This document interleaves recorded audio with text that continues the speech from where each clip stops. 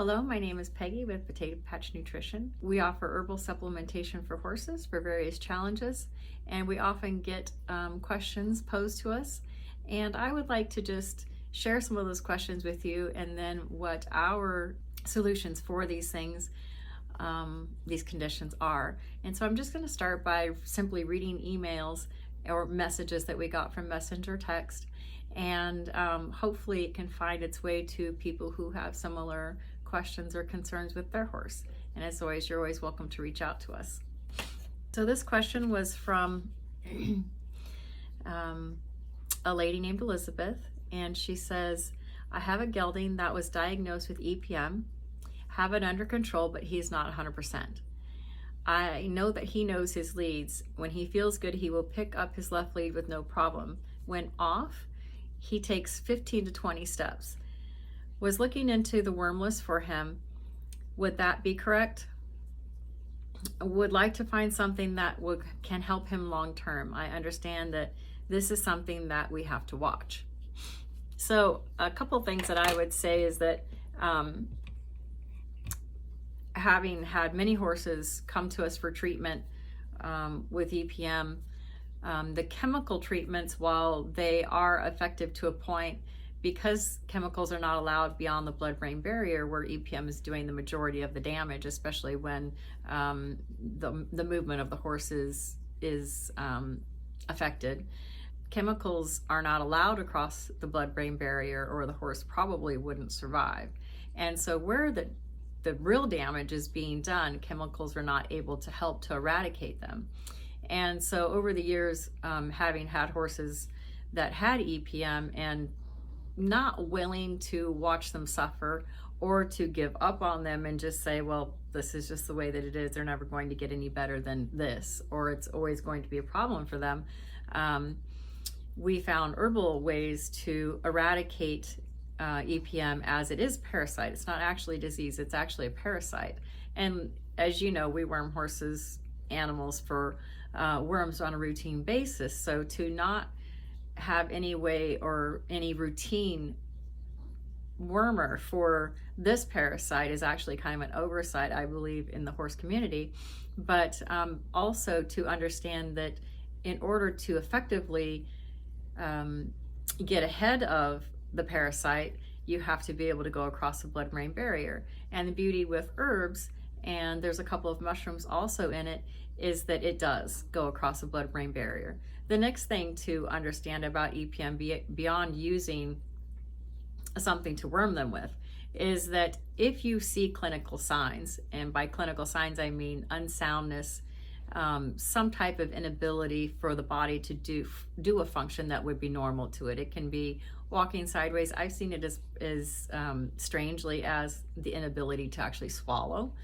So there can be quite a lot of signs for EPM. Very commonly, loss of muscle on one side of the body, especially in a very short time, inability to gain and maintain weight. So there's a lot of different signs, but one of the main things that I would say is that in order to get the body to be able to come back online and really fight the parasite, beyond worming them, they will need an immune booster of some kind over a period of time. We don't like to do treatment of EPM for less than 90 days, partly because the EPM parasite does have a 4 to 5 week life cycle, and so it is going to start rehatching.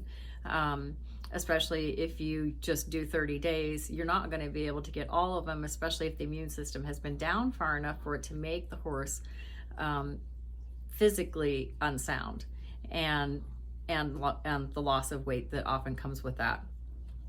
So it does require about 90 days for a mild case, and longer for some of the more difficult cases to eradicate enough of the parasites and to bring the immune system fully online.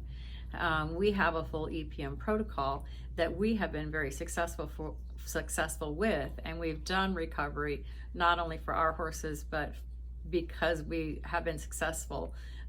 There are a lot of people in the area, vets and such, that will send a horse to us or have someone contact us for extended care.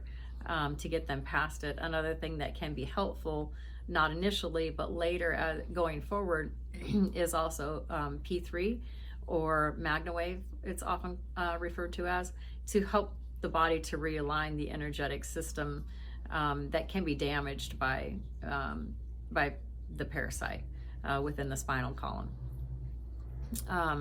Some other things that are very helpful that we include in our EPM kit are DMSO, because it is a natural, it's actually a derivative of garlic.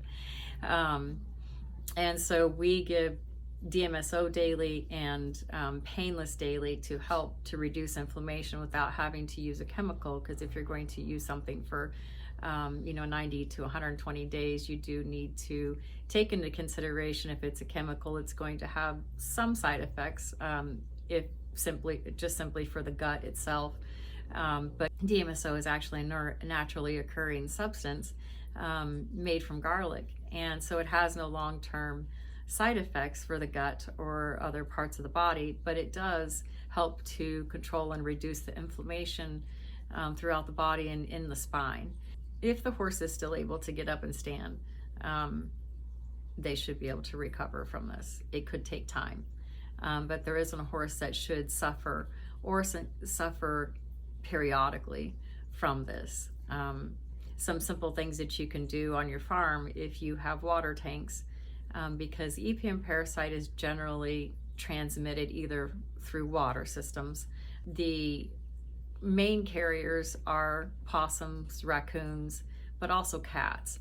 And so if a cat drinks where a raccoon or a possum has drank that is carrying the parasite, they can actually transfer that parasite as well back to the horses that are either in the barn or drink out of a water tank, especially if you live in a cold place where other water sources that don't have water heaters are being drank out of by any of these critters.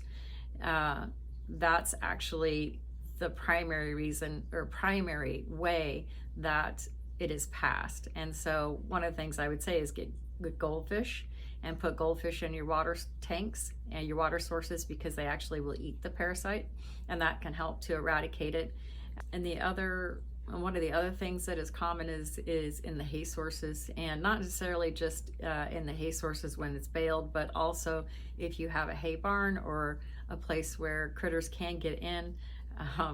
Simply just leaving some herbal wormer mixed with molasses or something that they can actually consume. I know it sounds kind of counterintuitive to be worming critters, but it actually, like raccoons and such, but it actually is very helpful. Whatever you can do to kind of eradicate it on your property it will definitely be helpful to the horses that don't have a strong enough immunity to it, some of your higher shedders. So I hope that helps, and if you have any questions, please don't hesitate to ever reach out to us. We want all of the equine fur babies to have a wonderful and comfortable life. We're always here to help. Have a blessed day.